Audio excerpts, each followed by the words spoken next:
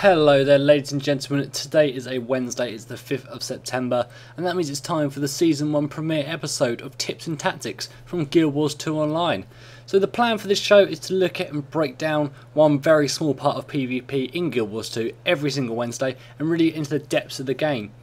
For example, this week, as you've already seen by the screen, no doubt we'll be looking at the Infiltrator arrow jumps on the Battle of Khylo. This sort of stuff's important to know if you play a thief or if you just want to kill them before they can run away and predict their movements, predict their tactics, that kind of stuff. Other weeks we plan to look at things like individual capture points and the terrain around them, how you can utilise that to give yourself an advantage, trebuchet tactics, shortcuts and lots of other tips and tricks that we come up with. Don't forget to subscribe to the channel and check out our other shows if you're interested in all that kind of stuff. I'm about to get into the show right now.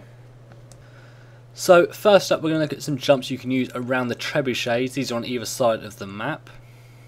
So first up we've got a more defensive jump. This puts you in a more towards the back of the trebuchet. So if you're trying to support your teammates, so you're coming from the spawn, you see your teammates being attacked on the trebuchet, you can use that jump to get up there nice and quickly. And this puts you in a more offensive position, so you're attacking the enemy trebuchet, you want to use that jump to get yourself instantly up on the high ground. Here we've got a real life use of this, so we come across the map jumping up there.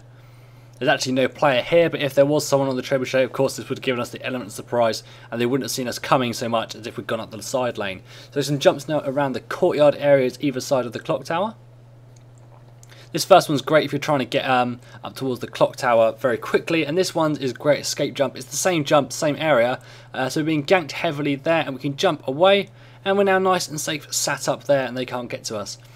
Now we've got 2 points now over at the side capture points.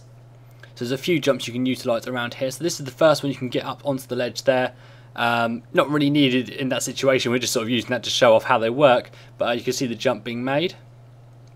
Hopping back down. Now you're going to see actually a jump where you can't use it. So you can't use it this far across. We're trying to jump there. And you can't use it that far. It has to be more towards the centre of the actual staircase. So you're loading up again there. And that's the jump you can make onto that sort of area.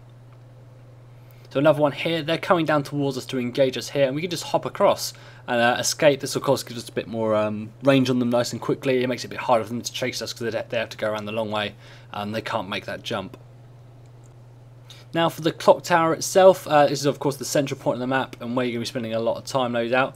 You can use this jump to get across towards the middle of the map, and then from the middle to the far side, this lets you move around the map nice and quickly of course, and gets you into the fights if you want to get in nice and quickly or escape quickly.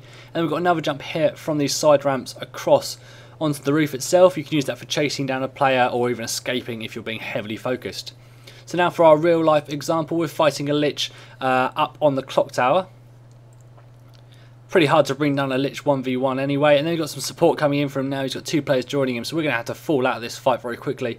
And as soon as our weapon sorts of cool down, we jump up and we get up on top of the roof. We're brought down by those conditions, but because they don't know where we are, we can now just sit up here and revive ourselves nice and safely and get back into the fight. So that's the end of this video. I really hope you enjoyed it and you've learnt a few tips and tricks. Leave me some feedback below and what you thought of this and other ideas for any shows you can think of that you'd like to see. Thank you very much.